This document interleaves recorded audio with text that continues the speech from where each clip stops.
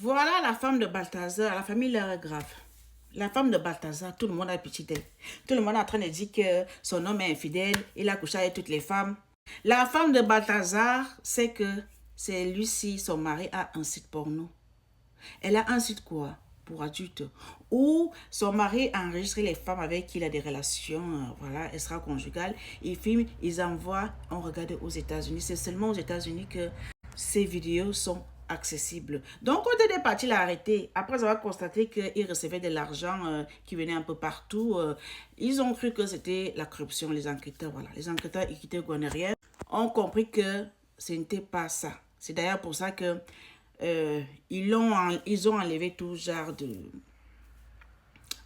d'accusations pour corruption sur lui.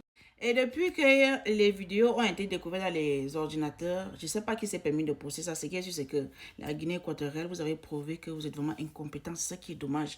Quand un enquêteur a des pièces en conviction sur lui, on n'a pas le droit de les divulguer dans la voie publique. C'est faire preuve d'incompétence générale dans le pays. Ce n'est pas normal. Non, il est en train de dire que quand ils ont vu qu'il y a les vidéos qui sont sur son ordinateur, et sûrement quelqu'un a reconnu sa femme dedans, il a décidé de publier partout. Je tiens quand même à vous rappeler que Balthazar, c'était quoi son mode d'opération? Quand tu venais chercher le travail, ses employés, les femmes des gens qui le draguaient, car c'est quand même un bel homme, il faut le savoir. Et dans les femmes, la tête des femmes, quand une femme a été satisfaite sexuellement par un homme, elle va les raconter à sa copine va les raconter, et puis ce sont les femmes elles-mêmes qui vont venir draguer. Donc, quand il t'avait dans les filets, tu venais lui demander ce que tu voulais, il disait tu couches avec moi, et ce sont des vidéos personnelles.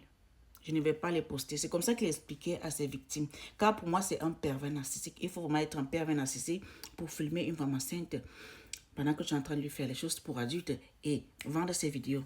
Donc, quand il vendait ses vidéos, il percevait l'argent. Et ses victimes n'étaient pas au courant que les Américains étaient en train de la voir. Tu vois, non, étaient en train de les voir, en train de se mastocher, en train de se faire prendre.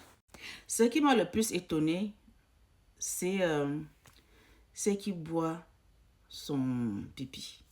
Qu'il est en train de vider son truc de garçon. Et après, il y a une qui vient boire jusqu'à tout avaler. Et on voit le gros truc là comme ça. Ça dit que, ouais, les femmes.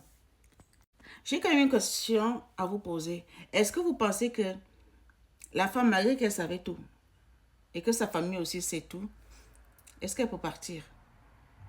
Est-ce qu'elle a le droit de partir? Parce que certaines personnes croient que sa femme n'était pas au courant. Sa femme était au courant. C'est même elle qui organisait les femmes. Et qui tolérait ça.